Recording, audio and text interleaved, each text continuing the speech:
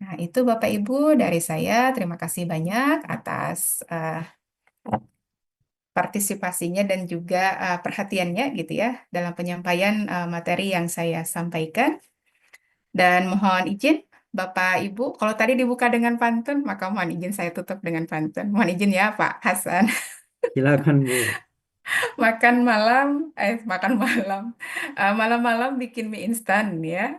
Nah, semoga penyampaian materi ini membawa keberkahan. Amin, insya Allah. Demikian Bapak Ibu, wassalamualaikum warahmatullahi wabarakatuh.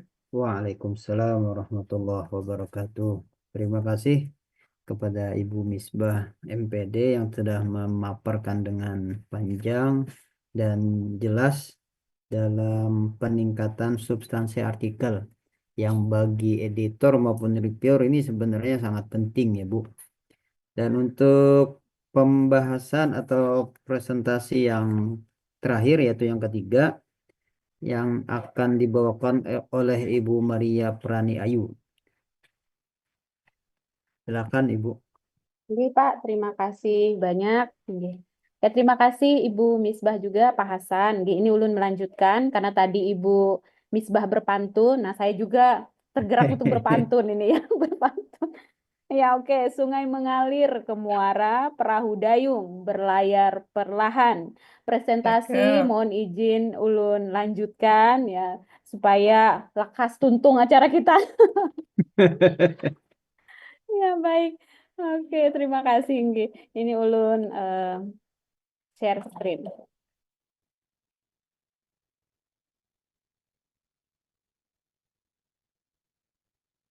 Oke, ya, selamat sore Bapak, Ibu, dan rekan-rekan sekalian. Ya, saya akan melanjutkan dengan topik tentang similarity check, ya, dengan authenticate di sini, atau biasanya dikenal juga dengan cross-ref similarity check, ya, atau ya dikenal juga dengan authenticate, ya. Penggunaan similarity check itu sangat-sangat penting pada saat ini, terutama karena banyak sekali isu-isu, ya, plagiarism, ya, isu-isu plagiasi yang muncul di dunia akademik, ya. Mungkin Bapak Ibu em, melihat berita akhir-akhir ini juga, ya, selain berita yang baru-baru ini tentang peresmian Undang-Undang TNI dan sebagainya, juga terkait dengan plagiasi, ya, plagiasi yang juga banyak dilakukan oleh para akademisi. Hal ini menjadi perhatian yang sangat yang harus menjadi perhatian kita seharusnya seperti itu tentang isu plagiasi ini. Dan dan banyak tools yang bisa digunakan supaya meminimalisir plagiasi terhadap karya yang kita susun, ya, atau manuskrip yang kita susun. Oke, saya Maria Frani Ayu Andaridia, saya dari Stikes Waka Insan dan saya akan membawakan ini. Oke, ada beberapa hal seperti yang akan saya bawa, seperti ya, ada sedikit pendahuluan, fungsi dan manfaat, kemudian cara kerjanya, fitur-fitur unggulan, ada sedikit studi kasus nanti, kemudian ada tips dan best practices yang bisa kita aplikasikan, ya. Oke, yang pertama similarity check, ya, atau pemeriksaan kesamaan dalam bahasa Indonesia. Ini proses analisis memang yang dilakukan untuk mengidentifikasi kemiripan atau kesamaan. Kalau zaman dulu, ya, zaman sebelum aplikasi ini muncul, memang penekanan untuk, ya, pemeriksaan kesamaan manuskrip atau artikel itu sangat ditekankan pada upaya penulis untuk menulis memang secara original seperti itu. Tapi sekarang karena sudah ada begitu banyak aplikasi seperti dari Crossref seperti itu, Similarity Check Authenticate ini ada juga yang terkenal, ya, seperti contoh Turnitin. Nah, hal-hal seperti aplikasi seperti ini. Jadi pada saat ini aplikasi ini menjadi vital dan harus dan wajib kita kita gunakan seperti itu, terutama pengelola jurnal untuk menghindari plagiasi, menghindari, ya, kasus dan juga, ya, kasus yang tentu saja tidak ingin apa ya tidak ingin terjadi pada kita seperti itu. Oke. Nah, tujuan utamanya ini tentu saja untuk mendeteksi plagiarisme, ya, baik yang dilakukan secara sengaja ataupun tidak sengaja seperti itu, memastikan orisinalitas karya. Di sini perlu digarisbawahi orisinalitas karya terutama dalam konteks akademik dan penelitian. Nah, cara kerjanya cukup simpel seperti itu karena sekarang ya ada aplikasinya, jadi tinggal dokumen itu diunggah, kemudian nanti sistem akan memindai, kemudian dengan berupa memindai dan berusaha untuk membandingkan dengan jutaan sumber-sumber yang lainnya dari database mereka. Kalau dari Crossref itu nanti maka akan dipindai dengan menggunakan data-data yang mereka miliki. Kemudian nanti akan muncul hasil atau dalam bentuk persentase nanti ada berapa persen kemiripannya dengan dokumen-dokumen lain ya. Itu dan outputnya nanti bisa langsung dilihat, bisa langsung di-download ya atau diunduh dalam bentuk PDF nanti untuk persamaan kemiripan ya. Tuh. Oke.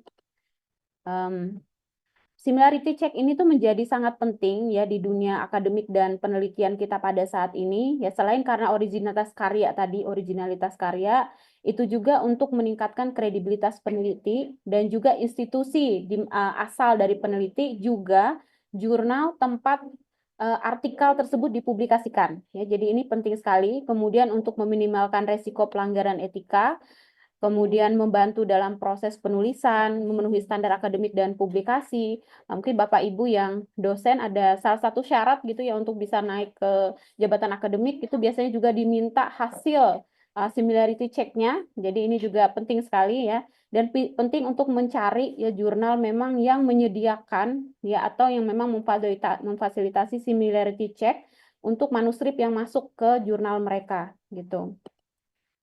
Nah, untuk Identicate sendiri, ini alat similarity check ya untuk memeriksa originalitas dokumen yang dikeluarkan atau yang dimiliki memang oleh Crossref. Dia sepertinya bersaudara dengan Turnitin, ya Turnitin, dan ini banyak digunakan oleh peneliti, akademisi, dan penerbit jurnal, terutama penerbit jurnal ya.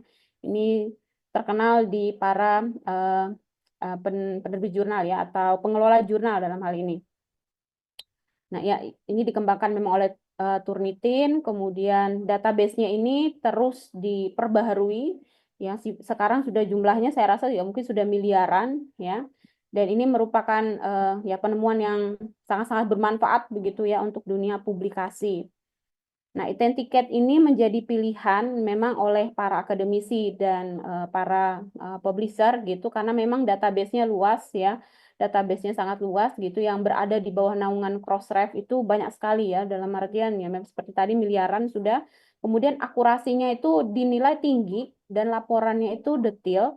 Kemudian juga sudah mendukung berbagai format dokumen ya. Jadi tidak hanya PDF ya, tetapi ada juga ya Microsoft Doc ya, Doc seperti dalam bentuk Doc dan yang lain sebagainya itu juga bisa digunakan. Jadi ada banyak ya. Kemudian ada juga keuntungannya dari segi keamanan dan privasi yang lumayan terjamin. Kemudian dan banyak digunakan oleh berbagai institusi ya. Oke. Nah, cara kerjanya itu ya simple, tadi upload, proses scanning, kemudian langsung hasil dan laporan ya. Nah, layanan untuk similarity check ini kalau misalnya Bapak Ibu ya berlangganan atau terdaftar menggunakan ya DOI by RJI. Nah, di dalam layanannya ini sudah include di dalamnya, sudah termasuk di dalamnya similarity check ya. Jadi Bapak Ibu selain ya berlangganan untuk DOI juga bisa memanfaatkan layanan ini similarity check ya dengan tawaran layanan yang luar biasa ya, luar biasa dan akan ya pasti akan sangat menguntungkan ya. Ini Bapak Ibu bisa kalau sudah sudah mendaftar di DOI by RJI, kemudian nanti bisa langsung mendaftarkan supaya bisa mengaktifkan layanan Crossref Similarity Check ini. Ada panduannya yang bisa Bapak Ibu ikuti ya. Itu ya nanti bisa langsung masuk ke alamat ini, kemudian terlebih dahulu untuk mengecek ya apakah itu nanti eligible atau tidak ya, eligible atau tidak. Jadi ini kenaikan pangkat dosen tidak hanya itu saja tapi juga apakah dia eligible atau tidak untuk bisa menggunakan layanan ini. Kalau dia di atas 90% itu bisa langsung ya menggunakan dan aktif seperti itu dengan langkah yang sederhana, tapi kalau masih di bawah 70% seperti itu ada langkah-langkah ya yang harus dipenuhi sebelum akhirnya nanti kemudian bisa menggunakan layanan ini. Dan layanan ini sangat-sangat sederhana juga simpel untuk kita ya. sebagai contoh adalah seperti ini salah satu akun dari kami ya, dari jurnal kami. Nah, ketika masuk itu kemudian ini sebagai contoh ada tampilannya seperti ini ya, cross-reference similarity check. Jadi tampilan awalnya seperti ini, nanti ada bagian ya folder, kemudian ada berbagai hal, ada tampilannya seperti ini. Nanti ada bagian upload a file untuk mengupload file atau dokumen yang kemudian bisa diisi di sini dengan author first name-nya, ya nama atau author last name, kemudian dokumen title-nya, kemudian choose file di sini untuk memasukkan dokumen apa gitu. Kalau saya biasanya buka dokumen dalam bentuk doc ya, doc atau docx ya, jadi tinggal masukkan. Kemudian di sini tuh ya, seperti saya katakan tadi ada banyak yang bisa disupport ya, jenis-jenis dari filenya, jadi bisa dimaksimalkan. Itu setelah itu nanti tinggal tunggu saja kayak gitu, dan dia nanti akan generate hasil ya, hasilnya nanti bisa seperti ini. Nanti Bapak Ibu bisa lihat, nanti dia akan memunculkan dalam bentuk warna-warna ya, warna-warna, dan dia akan mentotalkan ya ada berapa persen seperti itu ya, berapa persen kemiripan.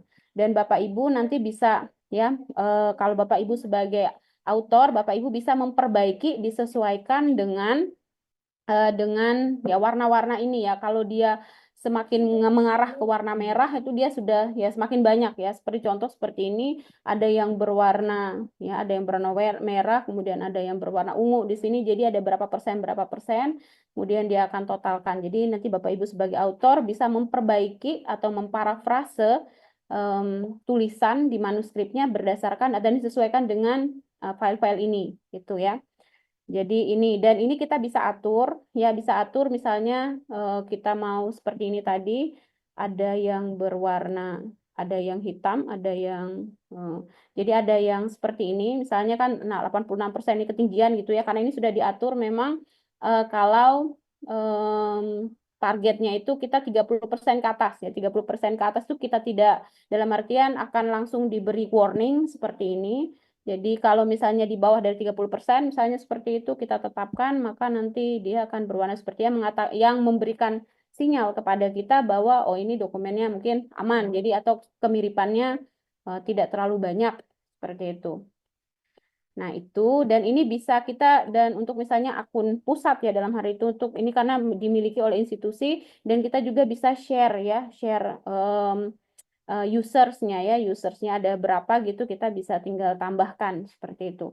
Dan untuk ini memang digunakan secara aktif kayak gitu untuk manuskrip ya, dan digunakan memang untuk pengelolaan jurnal, jadi hanya pengelola jurnal seperti itu, tidak untuk mahasiswa atau kalangan yang lainnya.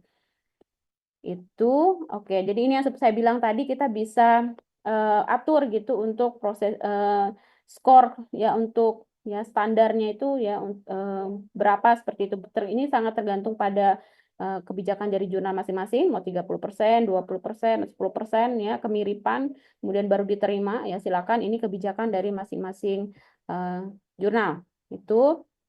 Nah, beberapa keunggulan ya kalau untuk Identicate ini, saya belum pernah coba memang yang untuk yang Turnitin, karena sudah jatuh cinta ya istilahnya dengan Identicate ini, jadi sudah nyaman sekali dengan customnya dan sebagainya. Jadi saya gunakan ini saja terus memang, dan memang mudah ya, mudah. Kemudian tampilannya juga simple, sederhana. Ketika kita memang membutuhkan, kita langsung klik, kemudian ya tinggal simple aja memasukkan dokumen ya, isi identitasnya, tunggu beberapa menit. Kemudian nggak sampai berapa menit juga ya, biasanya tergantung dengan berapa banyak kata atau berapa lembar seperti itu ya manuskrip yang dikirimkan. Kemudian nanti dia langsung memberikan kita hasil gitu. Kemudian dia juga memberikan kita sumber-sumber ya, kalau misalnya ada kemiripan terhadap dokumen yang di mana ya, itu dia akan dia bisa tunjukkan ya. Jadi itu sangat-sangat membantu sekali gitu. Nah, untuk sedikit kita untuk best practice di sini, penting juga bagi kita untuk melihat interpretasi hasil. Di sini pertama kita perlu melihat ya, memahami persentase kesamaan untuk menentukan ya tindakan lanjutan berdasarkan hasil. Kadang itu ya yang banyak kasus itu yang kita temukan hasil kesamaannya itu 80-an persen, tapi ternyata itu hasil dari repositori ya, repositori biasanya manuskrip dari mahasiswa-mahasiswi, biasanya mereka sudah masukkan hasil skripsi mereka di dalam repositori, kemudian dari skripsi tersebut mereka olah manuskrip. Nah, itu biasanya terdeteksi oleh Identicate seperti itu 80%, 70% ke atas gitu ya. Jadi tinggal editor untuk melihat apakah ini bisa diterima hal tersebut atau tidak. Ya tadi kalau persenan besarnya kita tidak hanya lihat itu, tapi lihat lebih detail lagi gitu supaya bisa mempertimbangkan apakah perlu mengirim ulang ya atau tidak, perlu menerima atau tidak ya manuskrip yang masuk ke OJS kita gitu. Kemudian tools ya, Identicate ini tools ya atau aplikasi yang digunakan memang untuk membantu kita memproses manuskrip ya bagi pengelola jurnal juga pada author. Jadi maksimalkan fungsinya dan maksimalkan dengan baik. Tapi memang untuk Identicate ini sejauh yang saya praktekkan selama ini dia kurang terlalu sensitif untuk mendeteksi kalau author itu menggunakan AI ya, AI untuk chatbox seperti itu untuk menulis ya.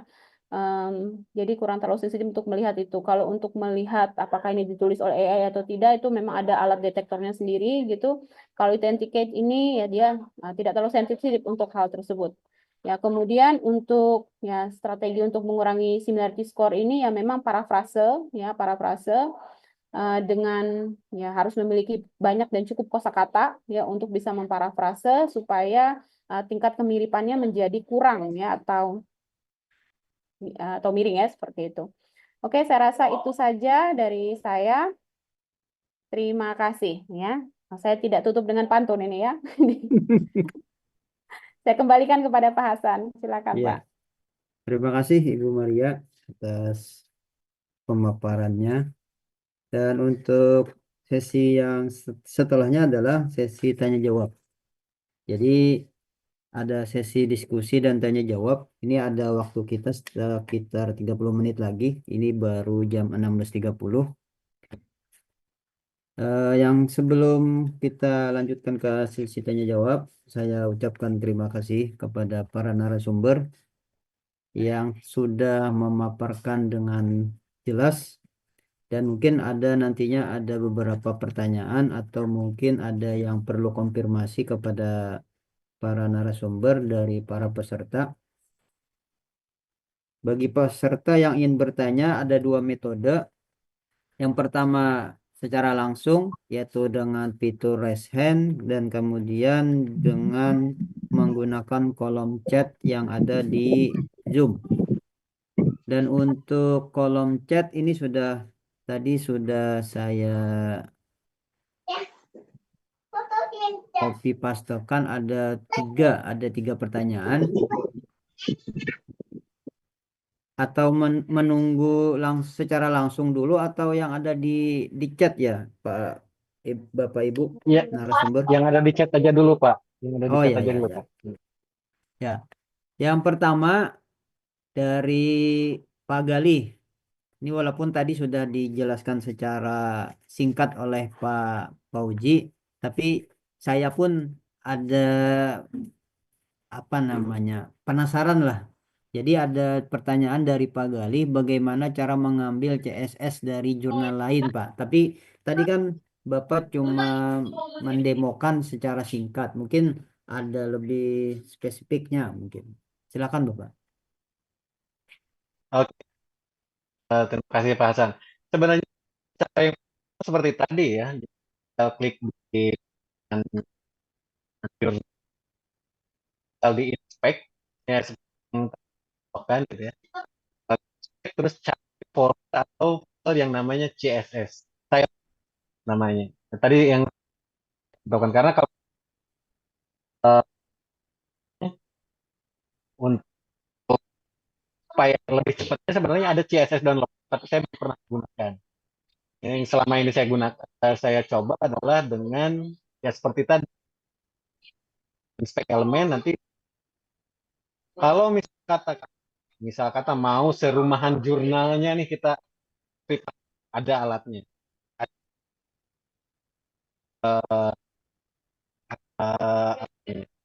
Saya coba lihat. Ini software ya. software Iya. yang bisa mengambil isi dari laman web. Ada kalau saya biasanya menggunakan Maaf Site Pak, Sucker ini. suaranya putus-putus.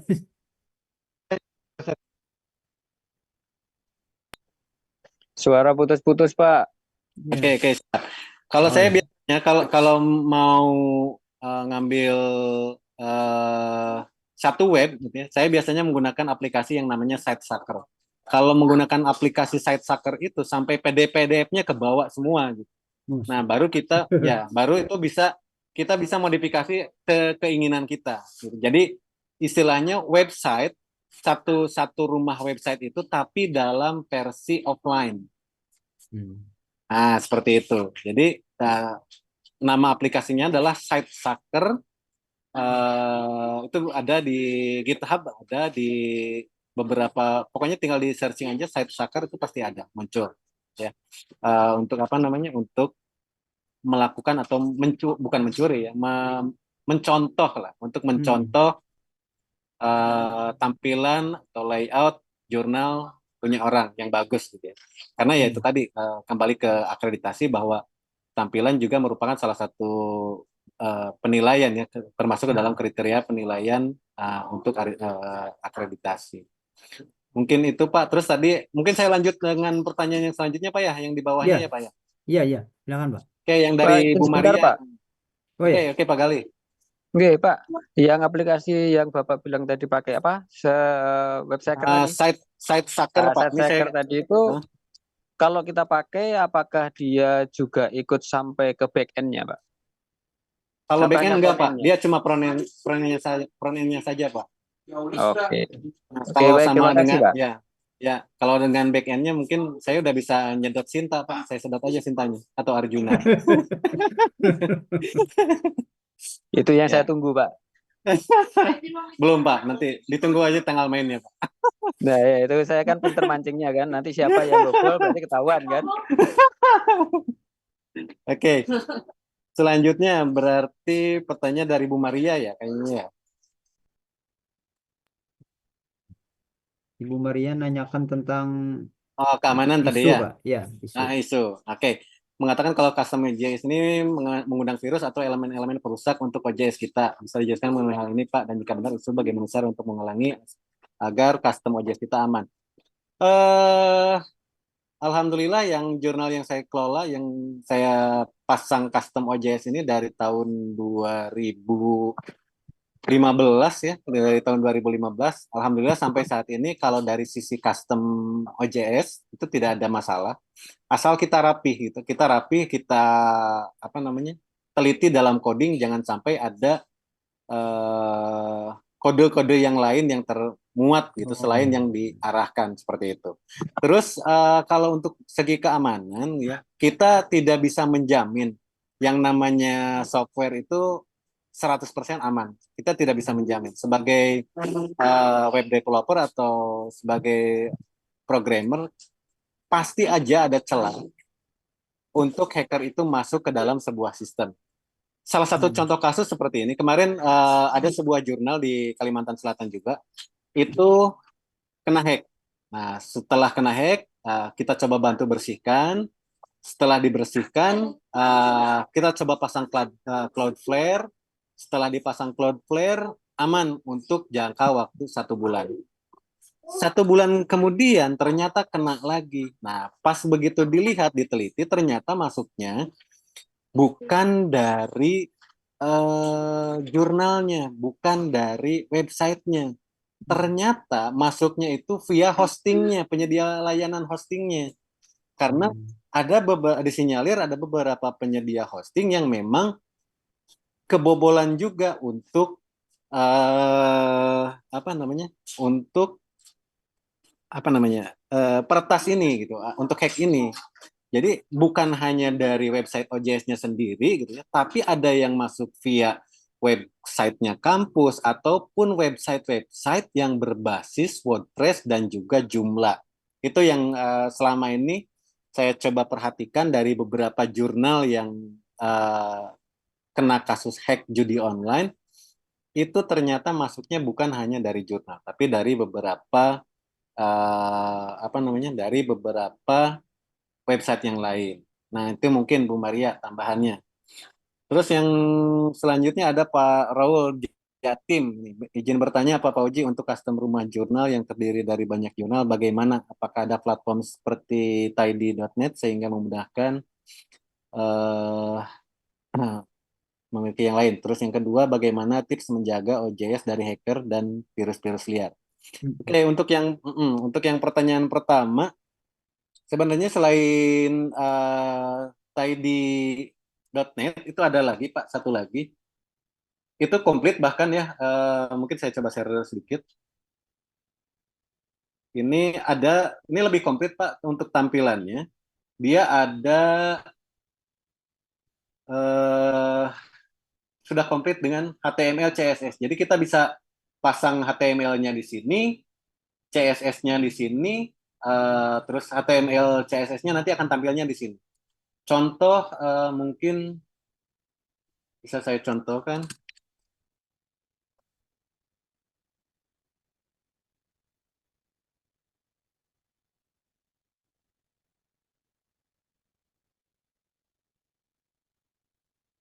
Bisa dicontohkan yang ini mungkin ya. Eh, dari Oke, kita view. Nah, ini kan ada editorial tim ya. Kita coba dari sini. eh, Sampai sini. Ya, kita coba. Ini yang HTML-nya ya, Bapak Ibu ya. Ini yang HTML-nya kita kopikan di sini. Ya. Ini contohnya kita kopikan di sini. Nah, dia akan muncul seperti ini. Akan langsung muncul. Nah, untuk CSS-nya kita ambil tadi. Inspect ya, seperti ini. Inspect. Source. User resource. Style sheet, kita copy ini. Kita pastikan di sini. Sorry. Kita pastikan di sini. Nah, nanti akan muncul seperti ini Bapak Ibu. Jadi untuk melihat perbedaannya gitu ya sudah bisa. Jadi ada CSS-nya, ada juga HTML-nya. Nah, ini yang lebih komplit sebenarnya untuk apa namanya? Kalau misalkan Pak mau ada button dan yang menggunakan JavaScript bisa menggunakan ini. Ini saya coba share linknya di kolom chat ya Bapak Ibu ya. Mudah-mudahan bermanfaat untuk penggunaan atau custom jurnal. Nah, yang selanjutnya ada juga dari masih Pak Raul tadi, keamanan ya. Nah, untuk keamanan ini ya itu tadi seperti saya sampaikan bahwa kita tidak bisa menjamin keamanan itu 100%. Selain dari author, selain dari register, dari cPanel-nya juga, dari hostingnya juga. Namun ada beberapa tips. Yang pertama adalah membatasi register. Maksudnya membatasi register itu adalah begini. Bapak Ibu kalau register di jurnal yang tidak diaktifkan SMTP-nya atau verifikasi emailnya, maka orang akan dengan mudah masuk ke dalam jurnal tersebut atau register sebagai reader ataupun sebagai author ke jurnal tersebut tanpa harus melakukan verifikasi. Nah, langkah yang seharusnya dibuat adalah dengan melakukan aktivasi atau melakukan SMTP-nya diaktifkan sehingga ketika orang register mereka harus aktivasi dulu melalui link yang dikirim ke email yang digunakan oleh user tersebut. Nah, jika tidak diaktifasi maka apa namanya? User tersebut selamanya tidak akan bisa login ke jurnal kita. Itu yang pertama. Yang kedua, rajin-rajin mengecek user enroll di jurnal masing-masing karena banyak user-user spammer atau banyak user-user yang aneh-aneh itu masuk ke dalam jurnal kita gitu ya. Salah satu contoh mungkin uh, ada di beberapa jurnal di kami yang memang dia apa namanya? role-nya atau namanya tuh aneh. Nah, bisa diidentifikasinya dari mana Pak untuk user-user ini? Biasanya mereka menggunakan emailnya itu yang aneh-aneh, ya, untuk yang aneh-aneh. Jadi kayak misal kata ada yang namanya yang jurnalnya @hotmail atau eh @de gitu ya. Ya pokoknya yang aneh-aneh. Nah, seperti ini nih, GMX ini kan. Ini tinggal di remove saja, ya. Remove. Oke. Jadi kita pastikan bahwa ini orang ya memang bukan penulis gitu ya. Bukan penulis untuk di jurnal ini. Mereka hanya ingin memberikan apa namanya? Memberikan men-spam jurnal-jurnal yang ada di punya kita. Nah, seperti itu. Nah, selanjutnya juga untuk apa namanya, untuk keamanan selanjutnya, Bapak Ibu nanti bisa aktifasi di websitenya. Kalau misal kata versinya udah di versi 3 di atas 3.3 atau 3.2, itu ada plugin yang namanya eh Allowed plugin. Nah, ini Allowed upload plugin. Nah, kita setting ya. Setting jadi yang bisa diedit itu yang bisa diupload ini cuman ini aja, atau misal kata mau ditambahkan .png juga boleh ya, karena kita ada mengupload file PNG dan JPEG. Nah, jadi seperti ini. Ini yang bisa diupload oleh user. Selain ini, user ataupun author tidak bisa mengupload. Ya, misal kata dia mau upload Excel atau PowerPoint, dia nggak bakalan bisa masuk. Nah, ini salah satu langkah preventif untuk jurnal tersebut tidak terkena hack atau tidak terkena retas oleh peretas yang saat ini memang merajalela. Karena disinyalir ada beberapa peretas yang melakukan submission, mereka mengirim file dalam bentuk TXT dan juga XS kalau nggak salah ya, dan juga PHTML. Jadi ketika file tersebut disubmit, karena dia sudah tahu judul filenya, dia bisa menemukan di mana celah masuk untuk apa namanya, untuk membobol jurnal tersebut. Nah, selain itu juga auto requirement bisa ditambahkan ya. Nah, terus untuk apa namanya, author harus mengaktifasi dulu, itu harus diaktifkan di cPanel-nya Pak, di bagian config.inc.php. Nanti SMTP-nya diaktifkan, terus validation-nya diaktifkan. Mungkin seperti itu Pak Raul dan Bu Maria, mudah-mudahan bisa menjawab semuanya, dan ada tambahan lagi mungkin dari yang lain, dari teman-teman yang ada di RJI atau dari Pak Idrus. Monggo silakan Pak. Silakan Pak Herman. Saya kembalikan ke Pak Herman. Atau langsung ke Bu Maria. Nanti ada yang bertanya sama Bu Maria dan Bu Misbah itu Pak. Ya, untuk pertanyaan yang ditujukan kepada Ibu Misbah nih ada nih Bu. Ya, Dari Ibu tanya Maria. nih. Ibu Maria nih. Pada saat ini kita Saya didorong izin untuk dulu ya, ada foto bersama Pak ya Hasan. Sebentar, sebentar. silakan. Pada saat ini kita didorong untuk jujur menuliskan penggunaan bantuan AI dalam menulis manuskrip kita. Dalam template manuskrip kita letakkan di mana ya Bu informasi mengenai hal ini. Silakan Ibu Misbah. Silakan. Oke, baik. Terima kasih Pak Hasan. Terima kasih Bu Maria atas pertanyaannya. Sependek pengetahuan saya ya terkait dengan ini, masing-masing jurnal akan mereka memiliki kebijakan ya di author guideline-nya. Nah, saya lupa nama salah satu jurnal itu ada di Jurnal International Training Scopus gitu ya. Saya lupa apakah yang Springer judulnya apa saya lupa gitu ya. Jadi memang mereka menyebutkan ibaratnya kan ketika kita mau submit ya, ini sebagai salah satu contoh, ibaratnya kan ketika kita submit itu tidak hanya mensubmitkan full artikel gitu ya, tapi kan juga ada ada apa?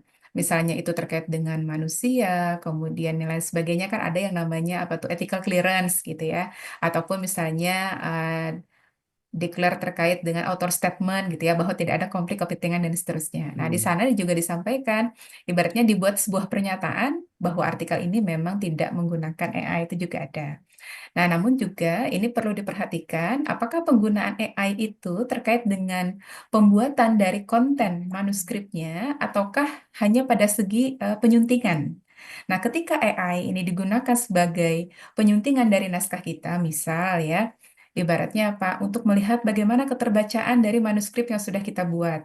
Kemudian untuk melihat bagaimana dari segi bahasanya, apakah ada kesalahan grammar atau lain sebagainya. Nah, maka itu tidak perlu kemudian dideklarkan di dalam isi manuskrip. Nah, secara umum seperti itu, Bu Maria. Terima kasih, Bu Misbah. Oke, sama-sama. Kalau dari peserta yang bertanya secara langsung, silakan unmute audionya.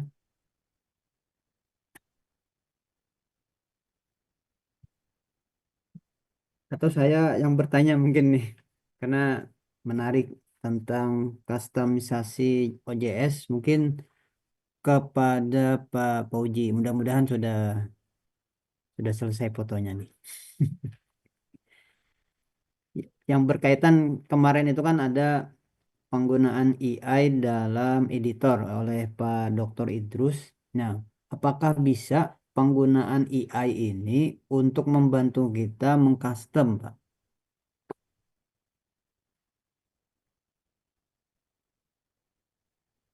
Atau mungkin Pak Idrus juga bisa share, Pak. Tadi saya lihat ada Pak Dr. Idrus tadi. Kalau ya terima kasih. Iya, Pak. Silakan, Pak. Baik. Kalau untuk yang mengcustom OJS saya belum bisa, Pak. Saya belum Hmm. masih pemula untuk pengaturan OJS dan sebagainya. Hmm. Dan ini tadi ada dari Pak Fauji ya. Saya nggak Iya, Pak. berani nanya karena masih belajar. Nanti saya perlu perlu putar berkali-kali dulu paparan beliau, mungkin baru-baru saya Iya. ngerti yang mana yang harus ditanyakan. Tetapi Sama saya juga, Pak. kalau untuk editing dan mungkin juga isi jurnal, saya sepenuhnya sepakat dengan Ibu Misbah bahwa kalau untuk isi, bila kita menggunakan AI, maka kita harus declare bagian dari kejujuran akademik kita. Tapi Hmm. kalau untuk kepentingan membantu kerja kita sebagai editor, ya saya pikir tidak perlu, tidak dibutuhkan untuk yang begitu. Atau finishing artikel kita pun kita bisa sebenarnya dengan apa namanya itu AI ini tadi. Cuma kalau dia hanya sifatnya pengecekan atau perbaikan beberapa kata-kata kunci dan sebagainya, saya pikir ya tidak perlu di dan ya tidak perlu dideklar gitu. Terima kasih Pak. Hmm. Maaf itu saja yang bisa saya sampaikan. Iya. Terima kasih.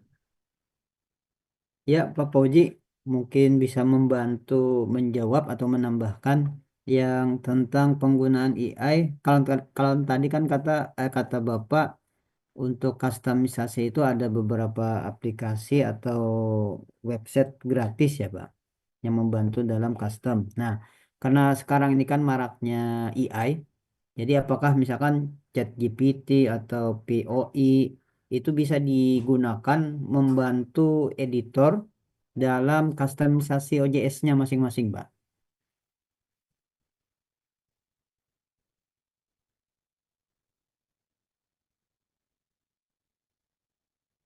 Ya, Pak Uji.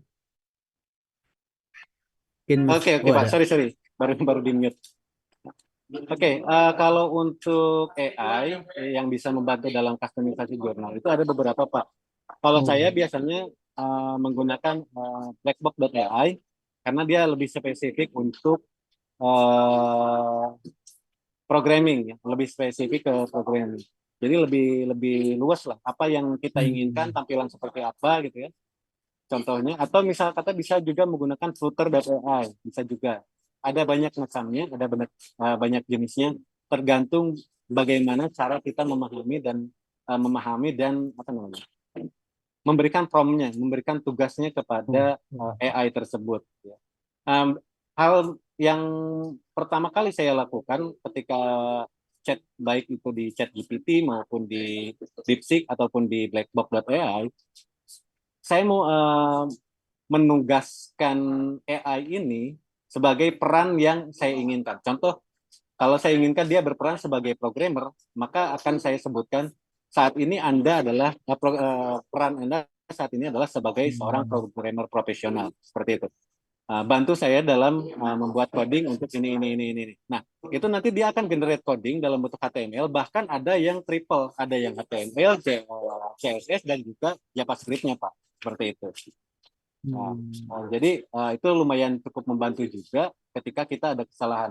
Bahkan untuk diagnosa error log, gitu ya, error log dari sebuah jurnal atau dari sebuah coding itu lumayan membantu. Saya beberapa kali memecahkan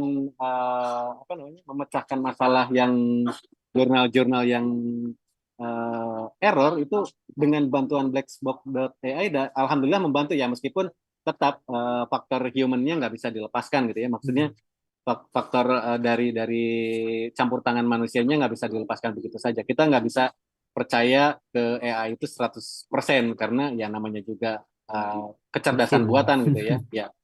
Meskipun kita juga kecerdasan buatan gitu ya, tanpa kita sadari bahwa manusia itu juga merupakan sebuah kecerdasan buatan.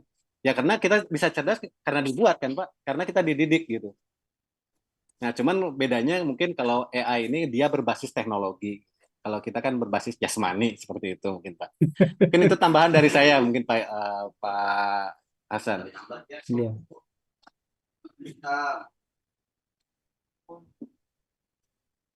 Nah, Masih. satu lagi mungkin ya, tambahan lagi. Tadi kan ada yang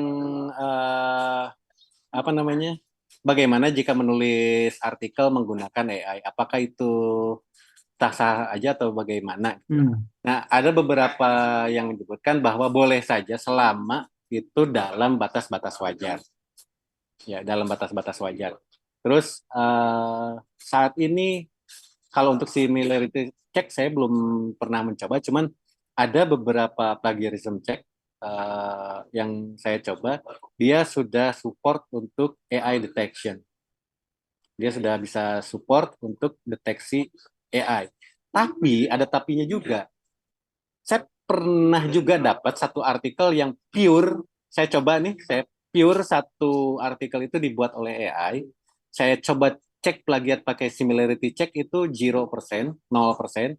Saya cek pakai authenticate, pakai Turnitin juga sama, hasilnya 0%, 0%. Nah, ketika digunakan tools yang satu ini, yang AI detection tadi, hasilnya adalah 80% buatan mesin. Gitu. Ya, jadi ada memang mungkin tahun depan mungkin nggak tahu juga apakah ini sudah terintegrasi atau belum karena kami masih nunggu balasan dari tim Turnitin karena kami ada menyewa ke Turnitin juga. Apakah sudah terintegrasi untuk AI atau belum? Cuman kalau belakangan ini sih saya cek masih belum gitu ya. Ya mudah-mudahan di tahun ini karena semakin marak AI ini dan semakin meresahkan gitu ya. Yang mudah-mudahan aja sudah terintegrasi dengan Turnitin ataupun dengan Authenticate. Seperti itu, Pak. Oh, ya.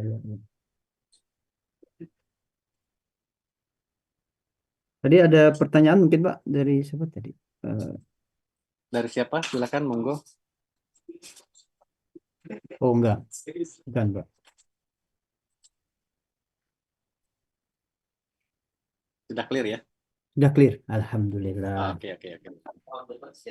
Untuk pertanyaan yang lebih lanjutnya mungkin bisa menghubungi narasumber secara pribadi mungkin Pak. Nanti kan Pak Fauzi sudah tadi ada di chat memberikan nomor pribadi beliau, nantinya yang berhubungan dengan customisasi OJS, beliau lah ahlinya. Bukan ahli Pak, masih belajar juga saya Pak. Custom, upgrade, update, dan ya hal-hal yang berbau teknis lah. Insya Allah hal-hal yang berbau teknis juga hal-hal yang berbau Dewa Aja karena alhamdulillah jurnal saya udah masuk Pak di Dewa Aja Pak. Wah, alhamdulillah. Saya Alhamdulillah. belum. Nggak perlu waktu lama Pak, cuman 2 minggu rasanya. 2 minggu Oh, langsung lolos, mungkin tidak ada Pak revisi. Dedi ya itunya. Bukan Pak, bukan. Orang lain Mudah-mudahan. Pak, orang lain Oh, ya. Tapi alhamdulillah. ya saya tetap berkabar bahwa saya sudah Hmm. memasukkan apa namanya jurnal ke Dewa Aja. Saya Akhirnya belum, Pak. disamat. Aduh, mudah-mudahan bisa Ayo segera. menyusul lah. Ya, siap. Ya. Terima kasih atas penjelasan, komentar, respon dari para narasumber dan pertanyaan-pertanyaan yang sangat menarik dari para peserta webinar kita siang ini. Alhamdulillah kita sudah sampai di penghujung acara. Terima kasih sekali lagi kepada narasumber atas pemaparan yang sangat luar biasa dan kepada seluruh peserta atas partisipasi aktifnya dalam diskusi ini dari awal sampai akhir. Semoga webinar ini memberikan manfaat yang nyata dalam meningkatkan pengelolaan jurnal ilmiah di Indonesia, khususnya pengelolaan jurnal jurnal ilmiah yang kita kelola. Sehingga publikasi ilmiah kita semakin berkualitas dan mampu bersaing di tingkat global. Saya mohon maaf jika terdapat kekurangan dalam penyelenggaraan acara ini. Sampai jumpa di kesempatan berikutnya. Wassalamualaikum warahmatullahi wabarakatuh. Waalaikumsalam warahmatullahi wabarakatuh. Terima kasih Bu Maria, Kalau terima kasih Bu Misbah. bisa foto bersama Pak kita Pak? Oh boleh. Monggo Pak, monggo. Siapa nih yang mengkomandoin? Pak Hasan ya? Terserah saja Pak. Pian aja Pak. Oh ya. Ini Siap. dua slide ya. Oke, siap. Silakan yang belum buka kameranya silakan dibuka.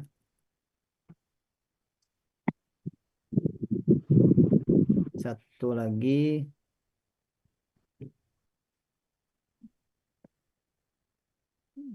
Slide yang kedua. Berikan senyuman terbaiknya. Iya, sudah. Terima kasih. Terima kasih banyak Pak. Sip. Ya, selamat berbuka Terima kasih bagi yang banyak. berpuasa. Ya, Pak Eko, terima kasih Terima kasih banyak. banyak, Pak Pak. Reza, terima kasih. Sama-sama, makasih juga. Masih 2 jam ya? banyak. Audiens. Terima kasih banyak. Pak Pak Idrus, Hasan, terima kasih Pak Idrus. Pak Terima kasih Fauzi. Gimana nih, Pak? Terima kasih juga Terima kasih sumber semua. Sampai Pak Reza. ya atas ilmu luar biasanya. Sering-sering lah Mantap, begini Pak. kan.